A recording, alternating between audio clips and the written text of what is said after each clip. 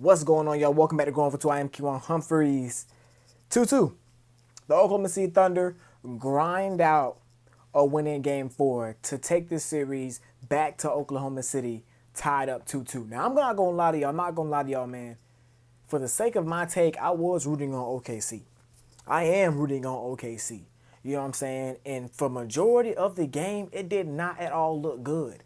It did not at all look good. So before I get into the actual ending of the game and how OKC won this game, spoiler alert, Shai Gilgeous-Alexander, I want to talk about the Indiana Pacers.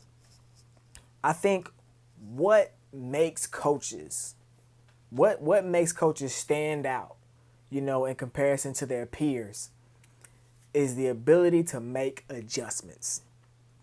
And looking at Rick Carlisle, the way his team looks, the way this offense for 3.5 quarters was scoring the ball against this Oklahoma City Thunder defense.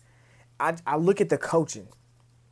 We know how unstoppable this 7 seconds or less modern day version of 7 seconds or less offense for the Indiana Pacers is.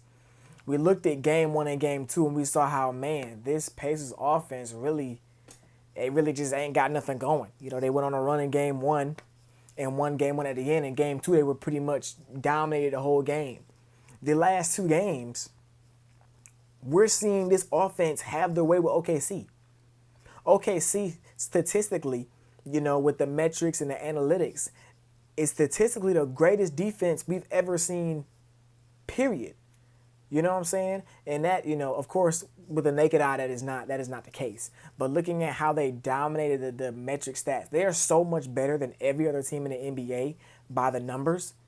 It makes them look like they're the best team defensively ever. And for 2 games, it looked like that. But with the way that Rick Carlisle has changed up the attack, the way they're going to attack this perfect defense, this defense that Anthony Edwards said, it's like puppets. It's like 15 puppets on a single string. It's like they rotate. They have everything under control. The way they've attacked the defense in these last 2 games, it looks like they found something. And what I want to talk about is what they found. They found that yes, this team has on the regular lineup, on their main lineup that plays the most, they have 5 guys that are not poor defenders, I would say. But you have to find the guy that is just the worst, and that guy has been Shai Gilgeous-Alexander.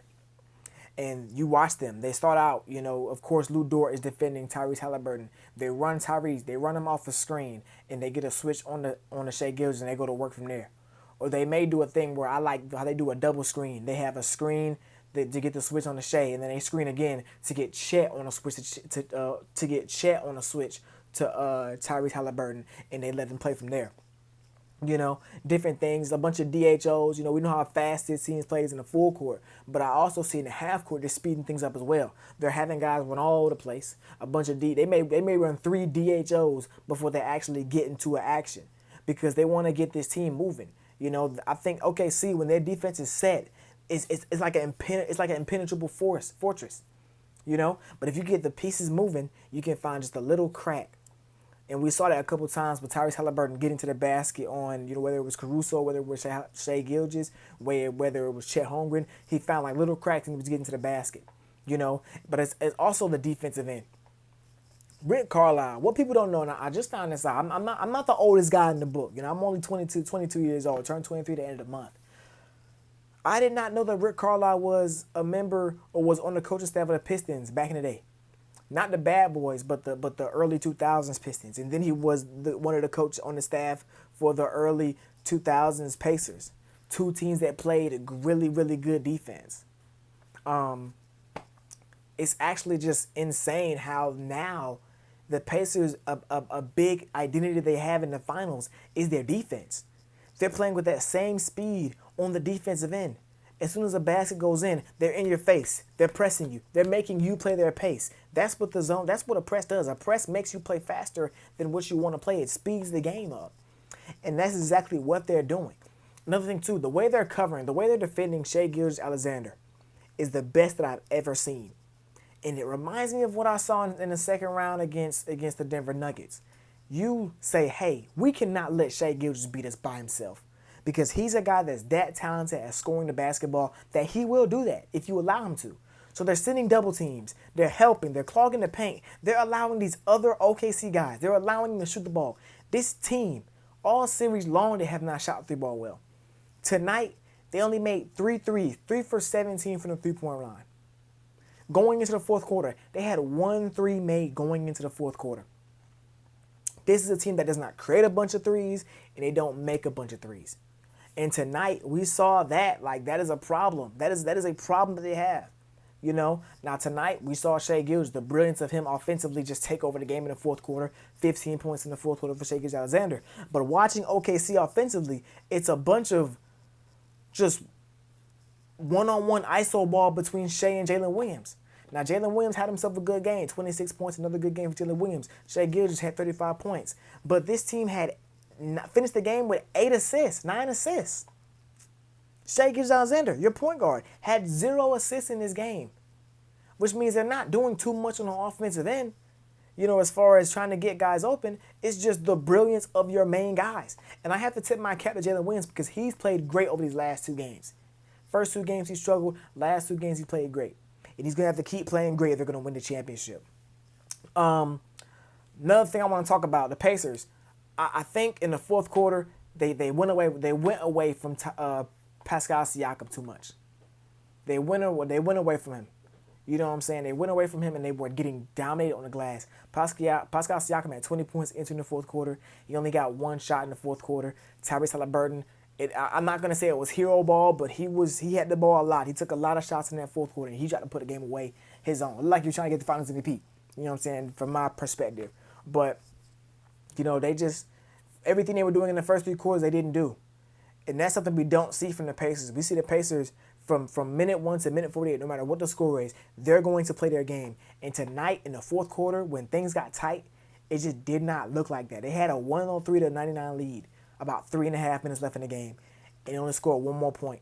Got outscored 12-1 to end the game, to close the game out. You know what I'm saying? So that's tough. Moving on to OKC, Shai Gilgeous-Alexander showed why he won the MVP tonight. 15 points in the fourth quarter, 14 points in clutch time, which is the last 5 minutes of the game. Man, when his team needed him most, he showed up. Hit a big time 3. Next possession, hit the step back jumper on the baseline over Neesmith, and then, you know, just did his thing. Got to the line, got to the rim, did his thing, and you know, willed his team to victory tonight. A thing that I want to see from OKC, I want to see them go to the double big. A big thing in game 2 that I saw was Isaiah Hartenstein dominated the glass. He dominated the glass. He came off the bench. He started tonight, but he came off the bench in game 2 and dominated the glass. And we saw that, you know, late in the game tonight, late in the game in the last 5 or so minutes. OKC was getting several second chance points. Chet Holmgren had 15 rebounds tonight. Jalen Williams had 7 rebounds tonight. You know what I'm saying? Isaiah Hartenstein only had like 6, but he barely played. My point is, I don't want to see a Kenrich Williams at the 4 lineup, because as we saw in game 1, Chet Holmgren cannot defend Miles Turner.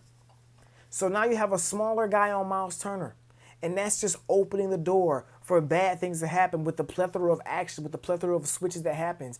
Because there was possessions where I saw Shai, Cason Wallace, Caruso, all these guys trying to box out Miles Turner on the offensive glass, and it would result in an offensive foul, loose ball foul, giving the ball right back to the Pacers, restarting the possession.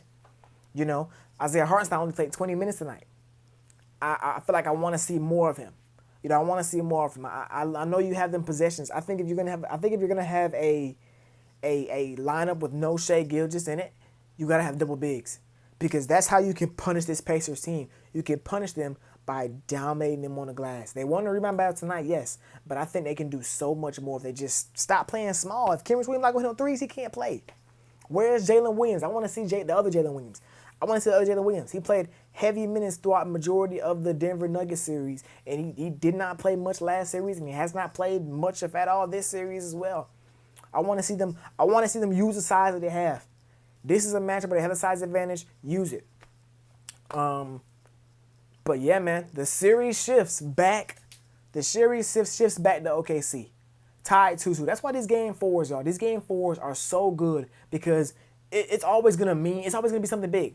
Game 4 is never going to be a game that's like, okay, we can just lose this one, because it's either gonna be the last win on a full sweep. It's gonna be the game that essentially puts the series out of reach, making it 3-1. It's gonna be the game that makes it, or the game that makes it 2-2. You know what I'm saying? So game 4 is this is also when players start to get tired of each other. We saw Lou Dort mixing it up with not Chet Holmgren, I'm sorry, with Tyrese Haliburton. Beginning of the game, hit him on the free throw. You know what I'm saying? At the end of the game, pushing him out the way when he was trying to get the ball to inbound the ball. So this is a really good game, really good chess match. I think this series goes 7 games, y'all. And I know coming into it, I said 5. I said I had OKC in 5. Because I felt like OKC was just too much. But the brilliance of Rick Carlisle, like I said, finding a way to attack the defense just in different ways and making them get uncomfortable, man. But I think this series goes 7 games. I think this game was so important because if OKC goes down 3-1, they may bring it back. They may have brought it back to Indiana, but I don't think they would have made it out of Indiana. But I think tying the series up 2-2 puts the pressure back on the Pacers. And it also pressure back on yourself. But it puts the pressure back on the Pacers because if the Pacers win Game 5, they're coming back to the crib up 3-2 with a chance to end the series. But now you're back in control of the series, I would say. You have home court back. It turns into a best of 7. It turns into a best of 3 now. First one to 2 wins the NBA championship, man. But let me know in the comment section. What y'all thinking. What are y'all reactions to Game 4? What y'all predictions heading out? And what the Thunder can do and what the Pacers can do to win the NBA championship. Until next time, going for 2, we out of here. Yeah.